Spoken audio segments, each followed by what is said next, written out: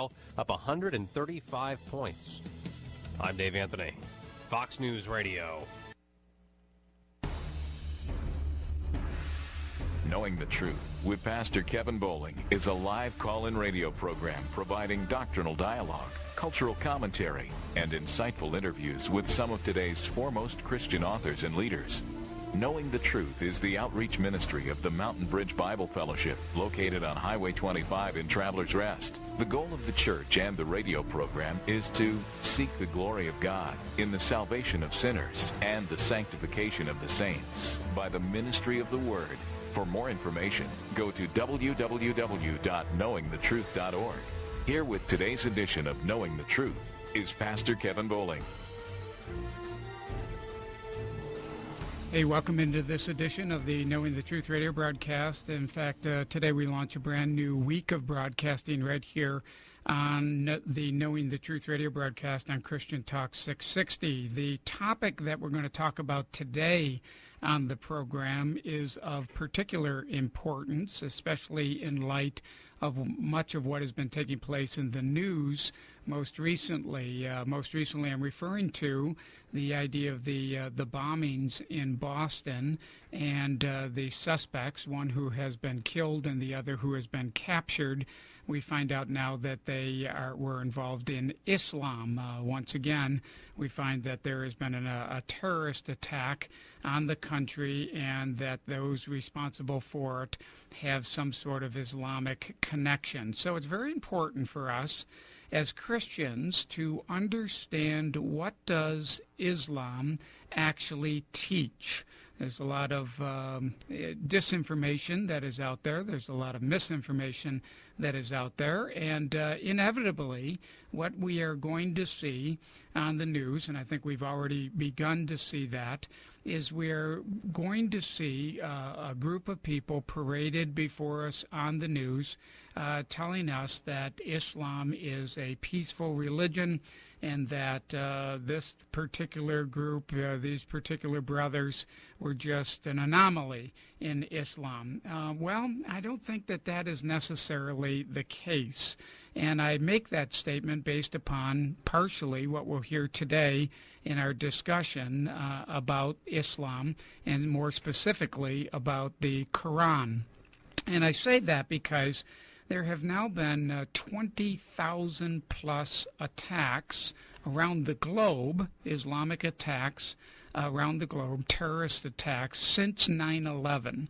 And so the sheer volume of these things that are taking place lead me to believe that something else is going on here. We've got to get to the core of our understanding of what is taking place in Islam and why are there so many of these types of attacks coming out of Islam, and yet at the same time we hear others talking about Islam being a peaceful religion.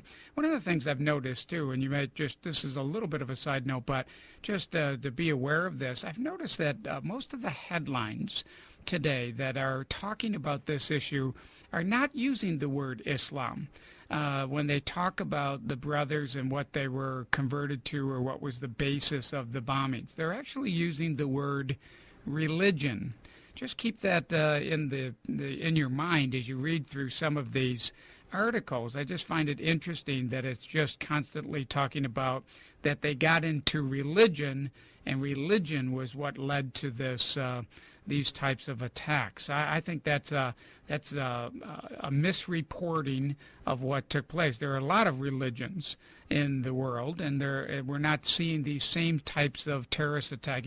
You don't see Jehovah's Witnesses. You don't see Mormons doing these types of things. Those are religions as well. So I don't think that's really an accurate description when they put that in a number of the articles that I've been reading the last couple of days. Let me say that, relying upon the media then and politicians to tell us what Muslims believe, it's just not going to cut it. We're going to have to do better than that. Christians really need to be better informed, and whether that goal of being better informed is because we want to better understand global politics, or maybe even more importantly, we want to be able to engage a Muslim neighbor who may live in our neighborhood or we have some sort of interaction with.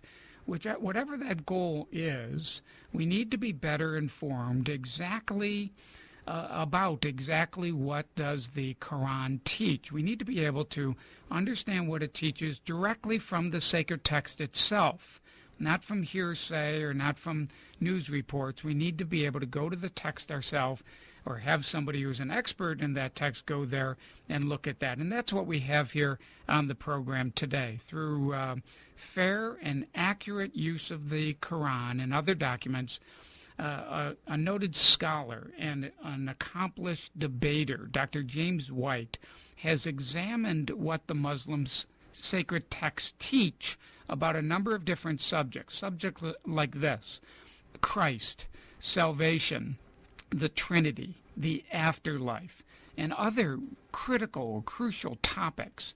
He looks at each one of these in light of what the Quran actually teaches, and he's put this together in a book, and in that book then it gives us the answers that we're looking for to be able to engage in an open and an honest discussion about Islam with Muslims and with others as well. The book is entitled What Every Christian Needs to Know About the Quran. And my guest on the program today is Dr. James White.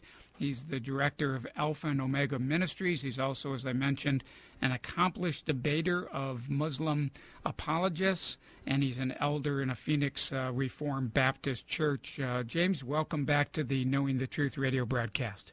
Well, it's good to be with you. James, I wanted to ask you right up front if we could just start with a bit of a summary of your book. Most of the time, when you get the questions, the provided questions from the author, they ask you that obligatory question at the beginning, which most of the time I skip over, but it says something to the effect of, why did you write this book? But I think in this case, it's a very important question, and so I wanted to give you that opportunity right at the top of the broadcast. Well, I really never expected to write a book like this, to be perfectly honest with you. Islam was the farthest thing from my mind for a long period of time, but since I began really studying Islam in 2005, began engaging Islamic apologists in 2006, and the reason I did that is I had been studying the persecuted church, and you can't study persecution in the modern church without studying Islam, because it is it's the primary religious source of persecution of Christians, obviously communism being a non-religious source. But once I started engaging them, I started realizing that there just wasn't all that much Christian literature that was accessible and that approached the subject in the way that I felt really needs to be approached. Over the course of my ministry, I've really attempted in my writing to address subjects in such a way as to help people to understand difficult subjects, to try to make difficult subjects understandable and interesting all at the same time, which isn't always easy to do. And so when I would speak to audiences, I would ask, how many of you read the Quran? And once in a while, I'd have someone who would put their hand up and they say, I've read all the Quran. But most of the time, it was like, I've read a few parts here and there, or things like that. And I know that if I was speaking to an Islamic audience and asked how many have read the Bible, I'd have pretty much the exact same percentage, a very, very, very small percentage. And what happens is that means you have two communities, and they are talking right past each other. They don't, almost everything they know about the other's beliefs, they have second or third hand and probably coming from their own people rather than actually having direct exposure to what the other side believes. And the result is very poor conversations most of the time. Even if you get over the inherent fear that most of us have of engaging a Muslim in dialogue and discussion, and we all, I think, have to admit, because of the state that we live in today and, just recent events and things like that, there is an automatic hesitation. There is a fear on the part of most Christians. Part of it is cultural. Part of it is because of jihad and all the rest of that stuff. Part of it is because of our ignorance. And when you have that fear, there's going to be a hesitation, and we all know that an initial hesitation frequently means we're going to miss the opportunity of actually talking to someone when the opportunity arises. And so I really felt it was necessary to address the issue of the Quran as fairly as possible.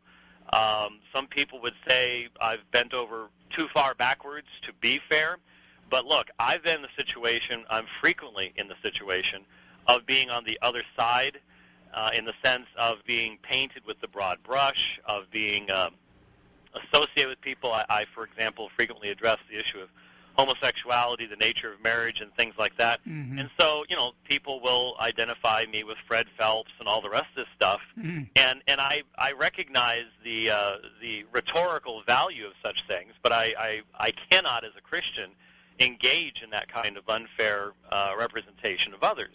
Mm-hmm. And so I have attempted to explain the key issues of the Quran, and you can't do that without addressing broader issues of Islamic belief as a whole. So I have to explain things like what's the Sunni-Shia split, what is a Sunni, what is a Shiite, and what is the Hadith, and what is Sharia. I have to deal with these things because any Muslim that you're talking to is not just reading the Quran in a vacuum. In fact, even more than on the Christian side of things, the Quran is mediated to the vast majority of Muslims through a very extensive and complicated web of tradition and teaching. And very rarely is the Muslim directly encountering the text of the Quran themselves without all these other authorities getting in the way. And so I still try to focus upon what does the Quran say that's directly relevant to us as Christians in the effort that is ours to bring the message of the gospel to the Muslim people. And so I don't spend a great deal of time on other issues outside of that. Obviously, even as it was, my publisher was thinking this book was going to be about 240 pages. It ended up being 320 pages, and even at that, I was having to make serious decisions as to what I was going to be leaving out and not addressing. And anybody who reads this book, please note there are endnotes.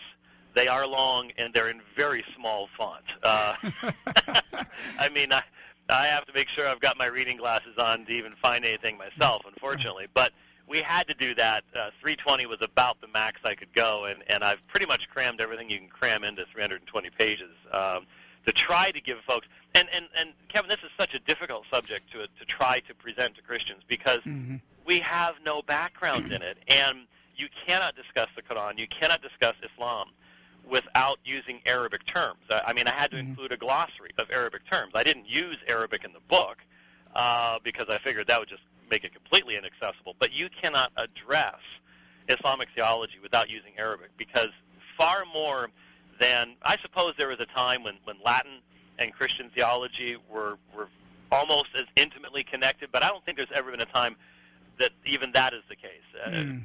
The Arabic language is central, especially to the fact that the Orthodox Sunni Muslim believes that the Quran is as eternal as Allah is. And therefore, the Arabic language is as eternal as Allah is because the Quran only exists in Arabic. And so to try to give people the background, I mean, I've never done a non-scientific survey, but something tells me that if I were to ask the vast majority of evangelicals as they're leaving church next Sunday whether Muhammad lived before or after Jesus, the vast majority of people wouldn't know. And so they don't know what the relationship of the Quran is to the Old and New Testament. Most Christians are not aware that it comes 600 years after the birth of Christ. Therefore, it interacts or seeks to try to interact with the Torah and the Injil, the Torah, the Old Testament, or at least the Law of Moses, the Injil, the Gospel, and that we as Christians are identified in the Quran and are addressed directly in the Quran. I would think most Christians would want to know, what does the Quran say about me or to me? That would seem these days to be rather important, but I would say 99.9% of Christians in the West have no idea that's the case, and certainly no idea what the Quran actually says to us or why it says what it says. And so, honestly, I've already had the criticism of the book leveled that this isn't what every Christian needs to know about the Quran, it's what every Christian apologist needs to know about the Quran. Well, that may be a true statement as far as it goes, but I just think that today, given the situation we live in, and given the fact that Islam is coming to our door, and the irony is the Muslims want to talk. I mean, we bend over backwards to try to get secularists to even discuss transcendent issues with us. Mm-hmm. But the Muslim wants to talk to us about these things. I think it is what every Christian needs to know, because I think what's causing some people to struggle a little bit is it's just so foreign, not foreign as in off our shores, well, that's true, but so foreign to our experience. We don't know the background. We haven't read the book. When we try to read the book, it really doesn't communicate to us with a lot of clarity. And so I think some people struggle with that. But if it's my response to that criticism has been, if you're just about to sit down with a Muslim and he just read a book titled What Every Muslim Needs to Know About the Bible, would you want that book to be a full, accurate, and fair accounting of the Bible, or something short and biased? Mm-hmm. Well, obviously you'd want them to know the truth, and so we need to do the same thing in return. Yeah, I've read some of those reviews of the book, and one in particular where the person said that they only had read a few chapters and then basically gave up and said, hey, this is basically for Christian apologists and, or an academic or something. But let me just say that what I found is that some of the points you made I haven't heard made elsewhere, and they're made in a way that, as you say, it really is, it's honest to looking at the Quran and the background of the Quran. And I think that there are great points here for us to use as Christians. For instance, you made a statement here just a moment ago where you said something about that the understanding of the Quran is always mediated understanding for Muslims. And so I wanted you to take a moment here to talk about one of the major points that you make is the idea of the lack of historical context for the Quran. And then from that lack of historical context, I want to talk about why that is so important. I thought that was critical to our understanding of the Quran. So if you could take a few moments to lay out, your evidence for the lack of historical context and what you found in looking at that, and then we'll make some observations or why that's important moving forward. I think that would be very helpful. Well, when most Christians approach the text of the Bible, they've just become accustomed, if they're in a good, solid Bible-teaching church, to the fact that their pastor, their elders, when they preach through the New Testament, for example, if they're preaching through John chapter 5, they're going to talk about the Pool of Bethesda, and you might even get to see some pictures of the archaeological digs that have uncovered it and all the rest of that stuff. And you'll know about the Romans, and when John has a different time for the crucifixion, well, that's because you've got Roman time versus the way the Jews told time, and when you actually put them together, they're saying the same thing. We have all this background information. When Paul writes to the Corinthians, we know something about Corinth and something about Paul and the language being used. All this kind of stuff is sort of second nature to us, and it sheds light upon the text, and it's normative for us to use that kind of information. For the vast majority of the text of the Quran, we do not have that kind of information. Yeah, we know it was written in Arabic. I mean, there's some people who dispute that, but they're the very small group. We know something about the language, but where does any of the rest of the information come from? Well, it comes from hundreds of years later, and it comes from collections of materials called the Hadith. And the Hadith are statements and actions of Muhammad and his companions that were collected, starting generations after Muhammad, the major collections that the Sunni Muslims, and the Sunni Muslims represent about 90%, 85 to 90% of the world's Islamic population, that the Sunni Muslims find to be most authoritative are Sahih al-Bukhari and Sahih Muslim, Sunan Abu Dawud, Jami' at-Tirmidhi, things like that. These are collections, multi-volume collections of thousands and thousands of statements and actions of Muhammad and his companions.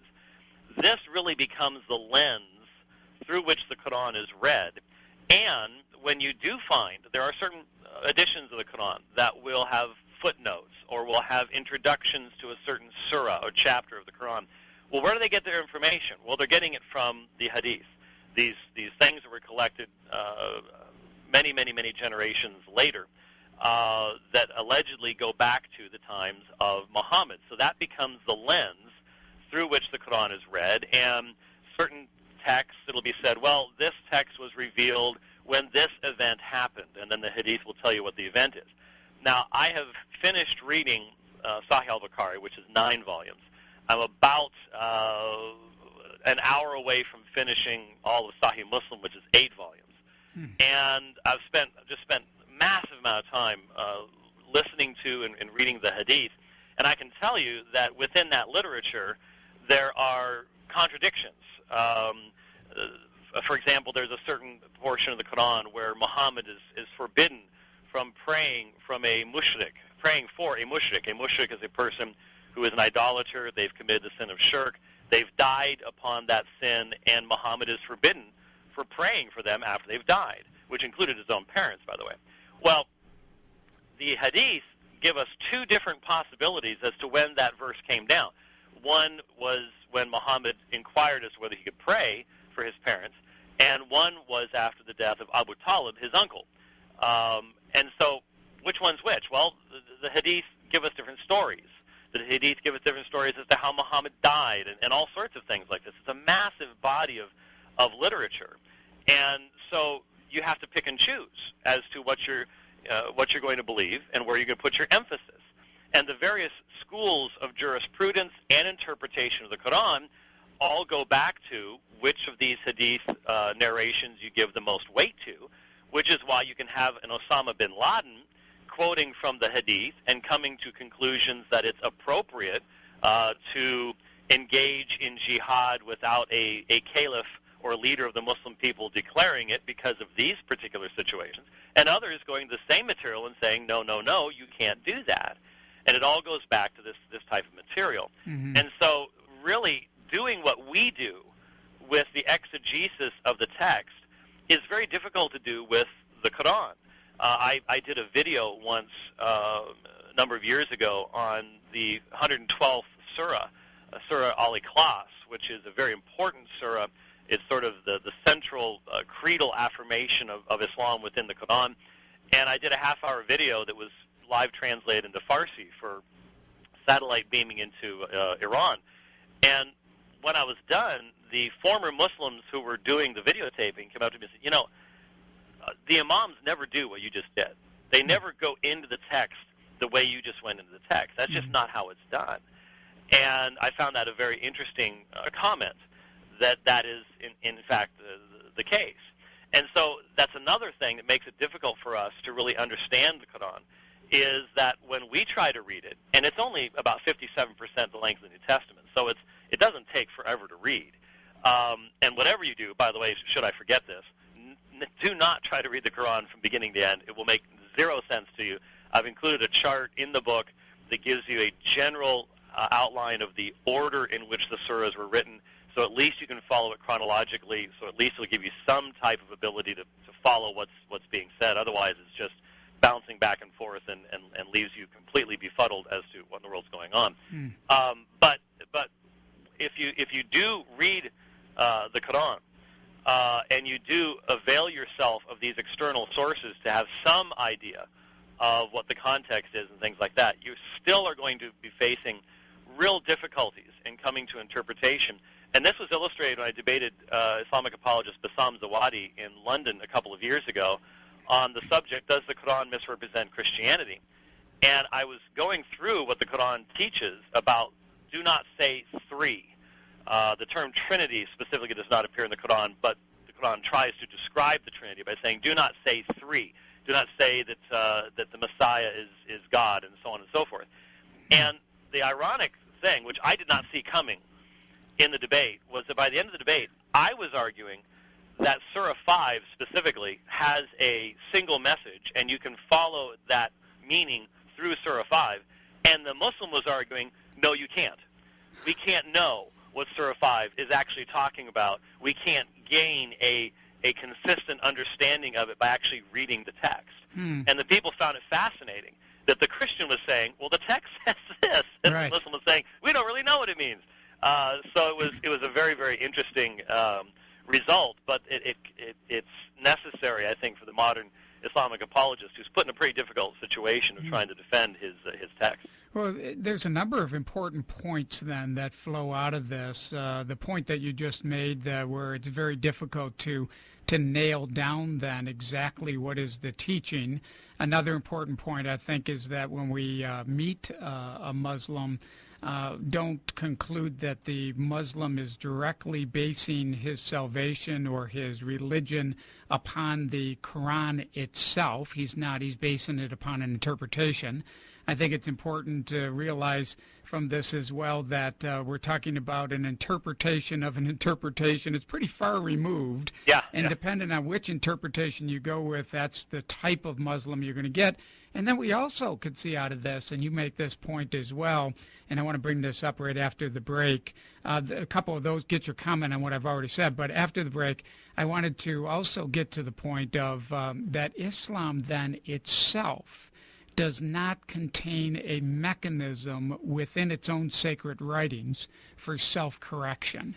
And this is a very important point, and it gets to this idea of, is Islam a peaceful religion or not? Is it inherently peaceful, or is there another way for us to word that? Maybe something along the line of, it doesn't provide for peace inherently within its own sacred documents. We'll talk about that some more when we come back from the break. We're speaking with author and scholar Dr. James White, and we're talking about his latest book. It's about to be released here the first week in May. It's put out by Bethany House. That's a division of Baker Publishing. I am going to go ahead and give away a copy or two on the broadcast today, so I'll give you that number when we come back from the break. The title of the book is called What Every Christian Needs to Know About the Quran. We'll continue our discussion in just a few moments with Dr. James White. Stay tuned. You don't want to miss the rest of this. You're listening to Knowing the Truth with Pastor Kevin Bowling. For more information about today's program, the radio ministry, and the resources we offer, go to www.knowingthetruth.org. Were the Boston Marathon bombing suspects really radicalized at home? And what should we know about the radicalization of the American mosque? On the next Janet Mefford Show, I'll talk it over with David Yerushalmi, co-founder of the American Freedom Law Center. Plus, millions of Americans have been taken in by the Word Faith movement. What should we know about it? I'll talk it over with Paul Carden, executive director of the Centers for Apologetics Research. That and more next time on the Janet Mefford Show. Today at 3 on Christian Talk 660 and 92.9 FM. Spring is here. Enjoy the beautiful Swamp Rabbit Trail with Rides for Strides, Saturday, April 27th. This is a family-friendly event, so grab your bikes or your walking shoes and join us at the rail car near Furman. It's an easy ride into Traveler's Rest, where we end at the Cafe at Williams Hardware. Come support Strides, a Christian nonprofit for kids who are behind in reading and math. To sign up, go to stridestutor.org or call 246-9898. Psychology without sin? This is Ken Ham, president of Answers in Genesis and the Creation Museum. You know, the Bible identifies what's at the heart of all man's problems. It's the effect of sin on the soul. But sadly, God's word is not among the reference books secular therapists turn to. You see, secular psychology doesn't allow for a sin nature. To most secularists, man is basically good. The famous psychologist Carl Rogers once said that evil is not inherent in human nature. He believed evil was caused by cultural influences. Well, the Bible says otherwise. The Apostle Paul wrote that sin entered the world through one man, Adam, and then spread to all men. You see, no one is innocent. All have sinned. Now, how did sin enter the world? Well, that's for tomorrow. You'll learn more about the effect of sin on the world when you visit our faith-affirming website, AnswersInGenesis.org. That website again is AnswersInGenesis.org.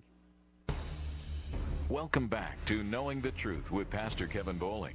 Information regarding the resources referenced on today's program can be found at www.knowingthetruth.org. Now, here to continue with today's program is Pastor Kevin Bowling. Hey, welcome back into the second half of the Knowing the Truth radio broadcast. Boy, the first half went very quick, and we're going to get a couple questions in, but I think we established one of the most important, or at least for me it was when I was reading through that, something I didn't know, and that I think a lot of important points can be extrapolated from it, and that is the idea of the Quran, that it doesn't have any historical context associated with it. Now, some of the folks in the listening audience might be going, well, what's the big point about that? Well, that's what we're going to talk about here in a couple of minutes. I think it becomes very, very important. And associated with that, there were some other elements that folks don't, Muslims, I should say, don't directly look to the Quran itself.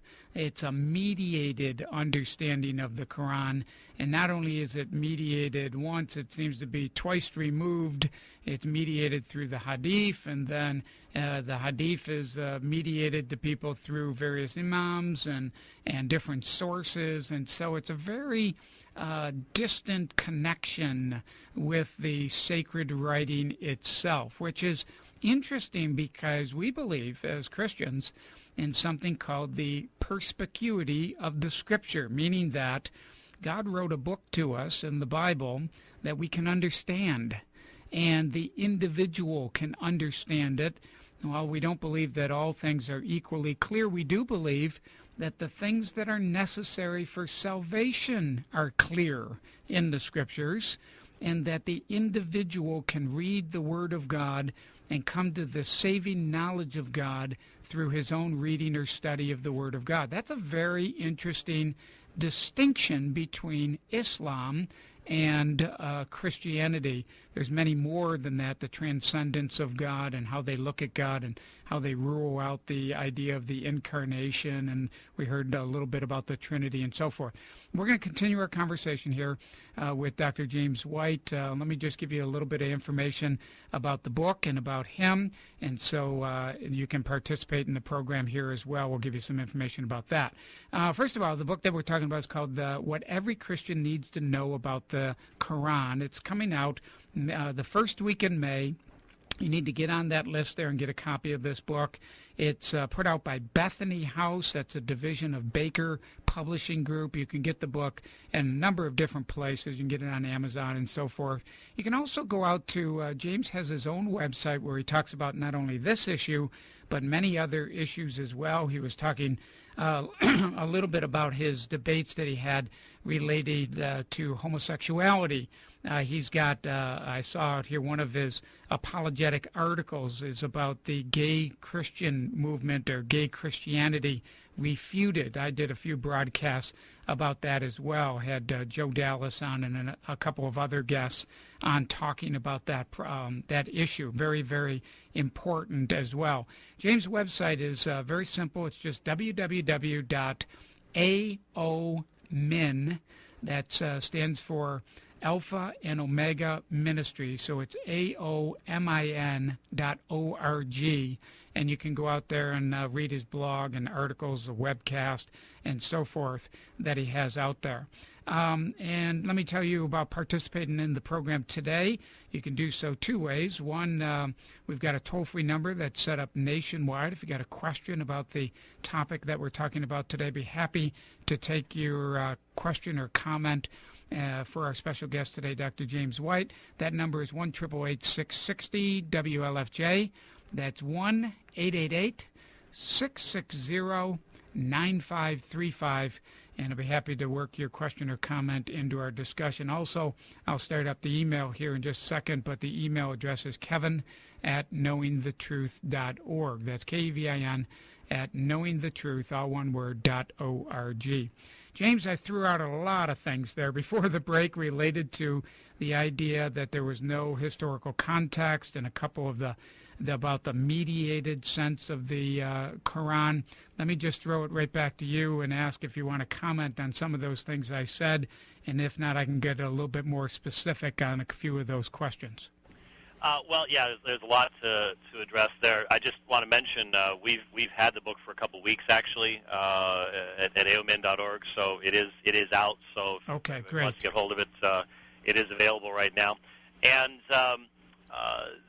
the main thing that I wanted to comment on, you had brought up the issue of the fact there really isn't any self-correcting mechanism.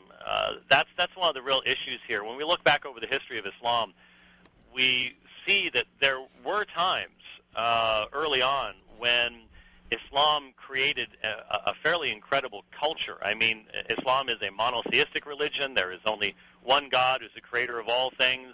There's a lot of connection there between what the Quran says about monotheism and arguing against polytheism and what you find in Isaiah and Jeremiah and things like that, just on that level of the fact that there's one true God. The problem is that the author of the Quran did not know the Christian message to any depth whatsoever, certainly did not understand the New Testament and could not engage with the teachings of the New Testament, even though he pretends to do so.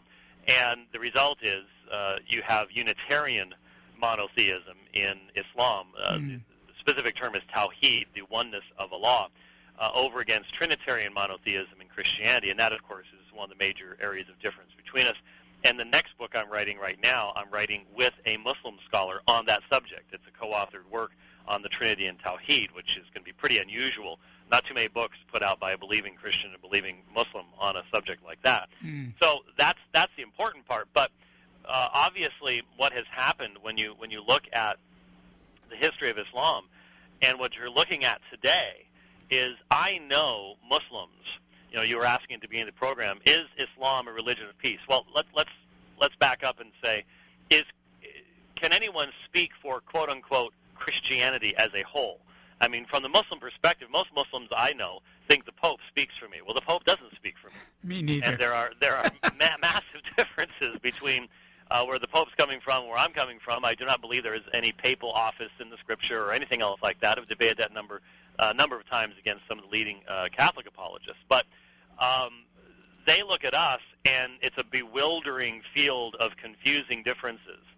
And I've had certain Muslims who would contact me, could you explain the difference between this denomination and this? What really is the difference? And I've had the same issue. I mean, I look at, what's the difference between the Wahhabis and the Salafis and Sunnis and Shias, and how come you can have a Sunni who is also Sufi, but a Sunni who's not Sufi, which is sort of a charismatic type thing, and all the rest of this kind of stuff. It can be very, very, very confusing. And we need to recognize Islam is not a monolith, and that there are, for example, the sheikh that the Boston bombers, or at least the older brother, was really enamored with from down in Sydney. The tendency on the part of most Christians is to go, oh, well, he must represent Sydney Muslims. Well, we wouldn't think that was if they were Christians. We would recognize that there would be differences between the Christians who live in Sydney, and yet we do that with Islam. And the reality is, I happen to know a Muslim in Sydney, Abdullah Kunda, who I've debated twice down there. And in fact, I think one of the best debates I've had with a Muslim anywhere was with Abdullah Kunda at the University of New South Wales a couple of years ago. It's on YouTube on whether God can become a man. Really excellent debate. So I contacted him, and just very quickly he was able to say, "Oh, here's an article where the Orthodox Sunni leadership of the Islamic community in Sydney condemned this man years ago and said he should not be allowed to preach." And I had already seen places where he was preaching that Islam was not being preached in any of the mosques in Sydney. So clearly this guy is way out of the range of the normal Muslims in Australia. But I'd be willing to bet that the vast majority of Christians today are just assuming, oh, he's representative of all the Muslims in Sydney, which we would never allow for ourselves, but we do in reverse, unfortunately. And so we need to be very careful about that. But here you've got different types of understandings amongst Muslims. And when I say there's no self-correcting mechanism, what I'm saying is the sources to which they have to go to try to debate this vitally important issue. I think it's sort of a vitally important issue as to whether it's okay to kill unbelievers when there has not been a stated situation of jihad by a universally accepted leader of the Muslims. Okay, I think that's sort of important, all right? Yeah, me too. I think we all think that's very important, especially when we go to the airport. So the question is the sources to which you must turn as a Muslim to decide these issues. Are those sources consistent enough to actually answer the question with finality? And in my opinion, and I think history bears this out, they are not. It is a matter of this older brother in Boston chose a certain group of clerics who interpret a certain portion of that literature. They ignore other portions of that literature, which, because it's inconsistent, everybody has to do, and that's the big problem. You can't have a Martin Luther-style Reformation within Islam, because Luther went back to a text, and that text had been misinterpreted and mistranslated. One of the most famous instances is his recognition that the Latin penitentium agate, do penance, is not the same thing as metanoiete in Greek, repent. Mm-hmm. Okay? Well, that's a fact. That's why he could go back to that, and he could preach justification, he could preach sola scriptura, and he could preach all the solas, the Reformation, and the generations after him can do the same thing. You can't really do that with the Quran, or you can't really do that with the Hadith, because the Quran is dependent upon the Hadith for the final interpretation. You can't go back and do what we did in that type of a situation. There have been Reformation movements, but they've all been Reformation heed, not to a level of people to deal with.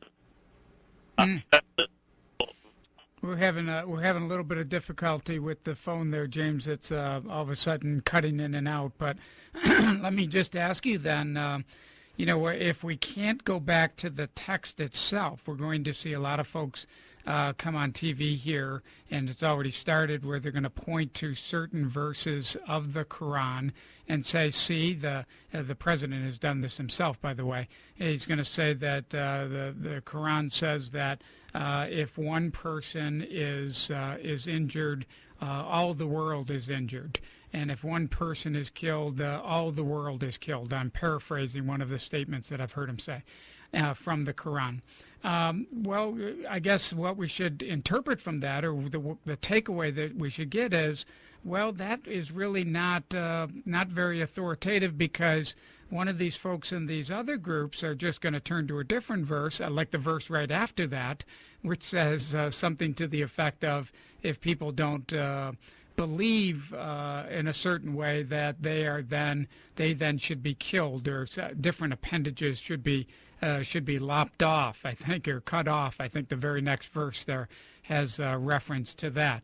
So you're saying that it's going to be very subjective. They're just, they can just turn to a certain verse and say one thing and say something completely different on the other hand. Is that correct? Well, and I'm sorry about the phone. You sound fine to me. I haven't lost you, so it's okay now. At least it's working that direction. But the problem is, again, you will find in Surah 2 a statement, there is no compulsion in religion.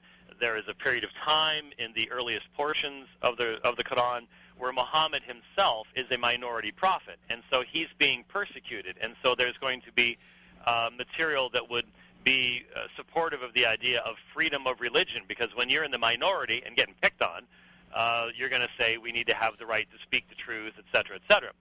But then the later portions of the Quran, which come when Muhammad is now the head of the Islamic armies, and he's now the prophet, and he's in charge in Medina, and at war with the Meccans and all the rest of that stuff, that's where you get like the last surah of the Quran, which is Surah 9, which is, fight with the infidels and subject them and all the rest of these things. And again, it becomes what is going to be your external source that determines how you're going to interpret the Quran. I mean, there are many Muslims that have the concept of abrogation, which means the later revelations abrogate earlier revelations, and so they look at it that way, and certainly they would say, well, once Muhammad is the head of the Islamic State, then that becomes a normative situation for us and not the earlier portions.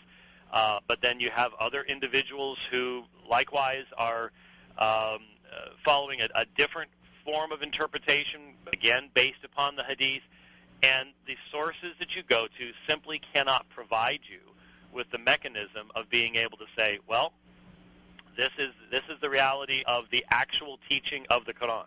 You can quote these texts, but to say, well, the Quran teaches, for the average Muslim, requires you to go well beyond the text of the Quran to the jurisprudence and to the Hadith, that gives you the framework for your interpretation of the Quran. Mm-hmm. And, of course, they'll turn around and say, well, you do the same thing. You know, you've got Catholic interpretation and Protestant interpretation, Presbyterian interpretation and Baptist interpretation, blah, blah, blah, blah, blah. But it's not the same thing, because you might be able to say that amongst the various Roman Catholic groups. You might be able to say, well, that's a Dominican interpretation versus a Jesuit interpretation, because they will go back to certain patristic sources and say, you know, this early church father said this, and so we're going to follow that. That would be more of a parallel to what the Muslim is doing in looking at, well, you know, Ibn Kathir said this, and I'm going to follow this particular tafsir or interpretation of the Quran over against another. That would be more of a parallel. You can't go back to the text, as I've done so many times with Roman Catholics, and say, well, look, Romans 5:1, therefore having been justified by faith, we have peace with God through our Lord Jesus Christ. That justification by faith is what brings about the peace. We can look at the original language. It speaks of a past tense thing. We can look back upon our justification. That's not the type of situation you're dealing with in the vast majority of inter-Islamic dialogue, and that's where the problem is, because it comes down to basic things like how do you understand who a kafir is, an unbeliever is.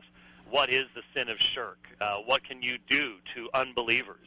In what situations? If you're living in their land and you've taken a pledge of being at peace with their land, what can you do in light of that? And the Hadith does address things like that, but it depends on which ones you're going to agree to giving the authority to. That's the problem. And it seems as if the moderate interpretation is losing out. I mentioned there 20,000 attacks have taken place since 9/11, and you were talking about Islam being the primary religious source of persecution of Christians. We see this over and over again.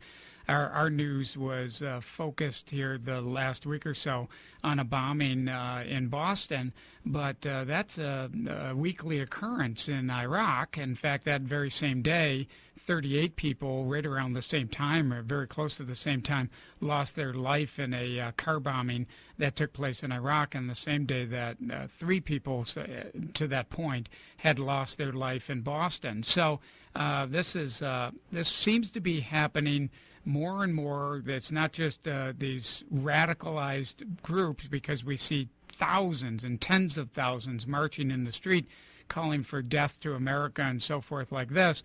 If Dr. James White was called up today by the FBI or by the CIA, and they said, based upon your understanding of the Quran and studying it to the level that you have, even to the point of learning Arabic in order to be able to read it and speak Arabic, what would be your advice for them policy-wise? If we can't tell who's radicalized and who's not, and you know, it's coming from these imams and who's ever doing an interpretation, is there a practical advice that you would give to them as to how we could prevent more of these types of attacks here in the United States?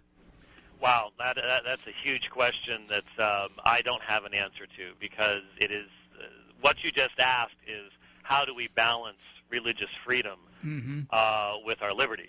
And personally, I'm quite afraid of giving to the government, including the government of the United States, the right to start determining who's Orthodox and who isn't, because if they're going to do that to the Muslims, they're going to do that to me too. Well, I thought that, when we're talking about not just who's Orthodox, but who has gone so far in their teaching that they now feel that it is okay to compel people, even to the point of death, to convert or die. That seems to have... If Christianity gets to that point, or some wing of Christianity gets to that point, I want the government to stop them and to step in. So I'm not so sure that... I'm concerned.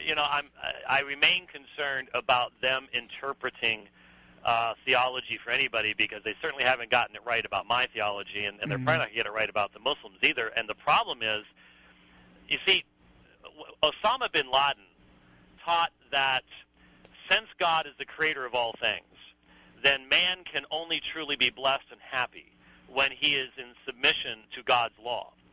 And that therefore every government in the world is going to be judged on the basis of God's law, and that God's law should be established in every nation for the happiness of humankind. Now, you listen to that and you go, okay, where's the difference? Well, the difference obviously is, and this is an illustration that has helped a lot of people. If you remember back when very early on in the Iraq War, in the actual invasion of Iraq, there were a couple of Fox News reporters that were kidnapped. And they released a video of them at gunpoint saying what's called the Shahada, the confession of faith, La ilaha illallah wa Muhammadan Rasulullah. You have to say it in Arabic to be able to actually become a Muslim. Now, when this video appears, here's these people. They're clearly under duress. They're at gunpoint, and they're saying the confession of faith to Islam. And everybody in the West laughed. And they're like, are you serious? If they let these guys go, do they really think they're going to stay Muslims? I mean, this is ridiculous. And we all laugh. But the Muslims were laughing too, because what they saw in the exact same event was, from their side, Christians, and I doubt these guys were actually believers, but from the Islamic perspective, everybody from America is a Christian. They saw how Christians are so weak, they're willing to abandon their faith to save their lives. We looked at the same event, and we saw it from completely different worldviews and completely different theologies, and interpreted it completely differently. Because from our perspective, obviously, the only way of true conversion is the work of the Spirit of God in our hearts, and so on and so forth. There can be no forced conversion. But from the Islamic perspective, you're born as a Muslim. And so the problem is when you say, can the government look at a Chechen immigrant and tell the difference between a immigrant who believes the Quran and yet believes very firmly, because of the interpretation of the Quran he uses, that unless there is a caliph who proclaims jihad, that he is therefore bound by Islamic law to be respectful to our laws and not engage in violence, and one who takes the same Quran and because of the interpretive methodology he utilizes, believes that he is free to do what happened in Boston. Can you tell that from outside until the events take place? And I don't think you can.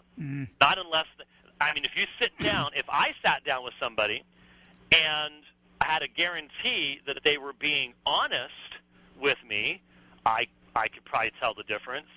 But when you're meeting with the FBI, really? No, I don't think you can. And and like here in Arizona, there's like very few mosques. And so all the Muslims go to the same mosque, even the Sunnis and the Shiites meet there. So just going to that mosque means absolutely positively nothing.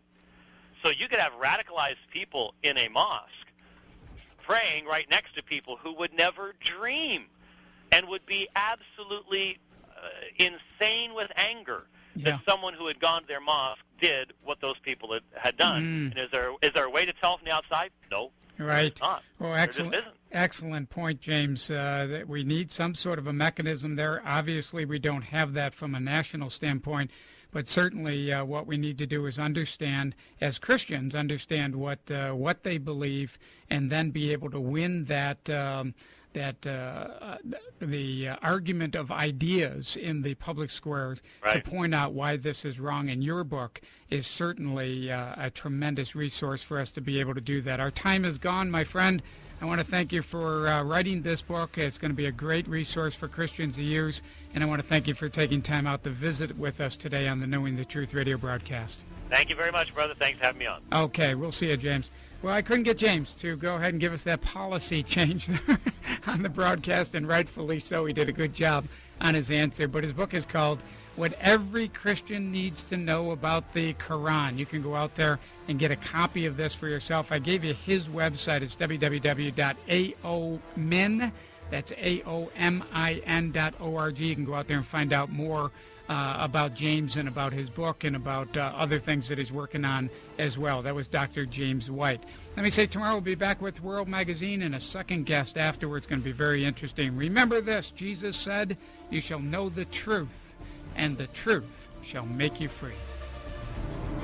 You've been listening to Knowing the Truth with Pastor Kevin Bowling. Knowing the Truth is the outreach ministry of the Mountain Bridge Bible Fellowship, located on Highway 25 in Travelers Rest. For more information about the church and radio ministry, visit us on the web at knowingthetruth.org. The opinions expressed on today's program are those of the announcers, their guests, and callers, and do not necessarily represent those of the staff and management of his radio network, the Radio Training Network, or Clear Channel Communications. Life and Liberty Radio. Christian Talk 660. WLFJ Greenville, Spartanburg, Anderson on AM 660, and also on FM 92.9.